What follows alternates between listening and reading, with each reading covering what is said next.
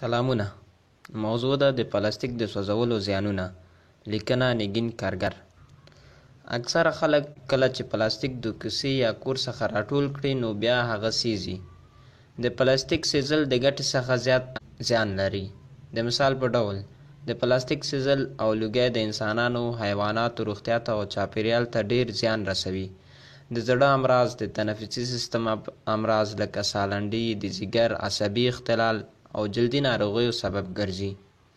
پولیستایرین، پلاستیکي ګلاسونه او یا قابونه داسې نور شیان که وسیزل شي نو د هغه نه ستایرین ګاز تولیدیږي چې پوستکي د لارې جذبیږي.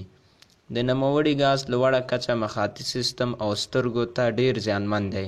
که چیرته پی وي سي ته اور بل شي نو ډیره مضره کیمیاوي مواد لکه دایوکسین ترې هوا ته ازادیږي او دایوکسین یو زهري او سرطانزا مواد دی چې د وجود په لیپید یا غوړو حجرو کې ځای پر ځای کیږي او امیدواره میندې یې د پلاسنټا له لارې ماشوم ته انتقالولی شي.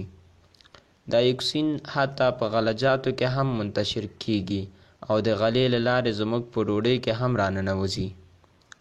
څنګه کولی شو د پلاستیک د سیزلو نه مخنیوی وکړو؟ لومړی په کور کې تل پلاستیک د نورو کثافاتو څخه جلا کوئ. د خوراکي شیانو پوستکي او کثافاتو څخه د حویلۍ په یو کونج کې هغه وخت سره جوړولی شئ چې د خاورې سره یې ګډ کړئ.